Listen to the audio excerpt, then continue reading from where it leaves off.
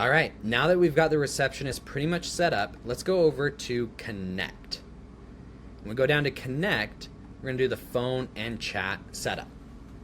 So if you want your chat widget on your website, here you go.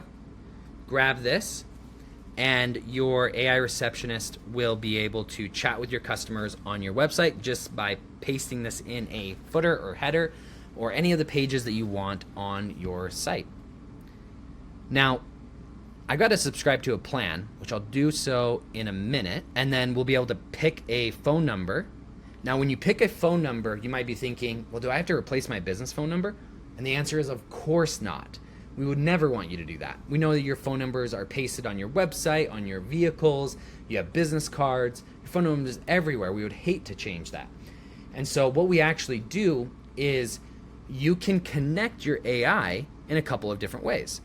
You can connect the caller directly to AI so that as soon as your system forwards it to AI, your phone system, to say you want it just for voicemail replacement, then instead of going to voicemail, it forwards over to your AI and then it's connected.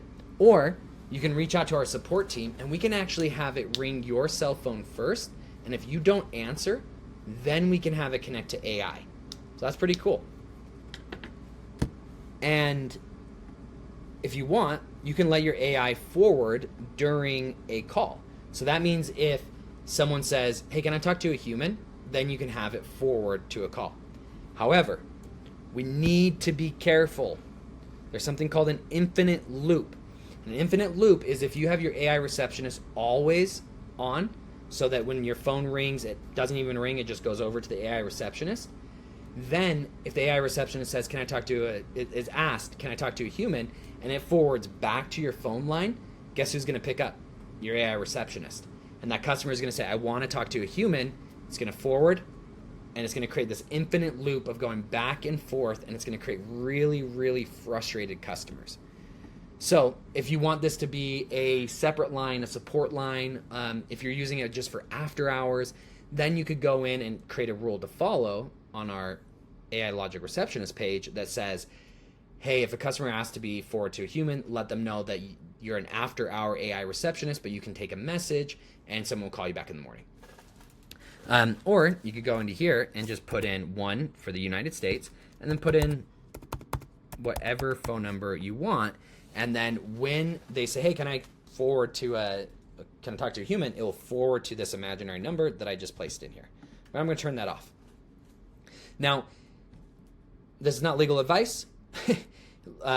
Make sure you know your own state laws or country laws. But all of our phone calls are recorded. They're all recorded because the AI has to have it recorded to know how to respond.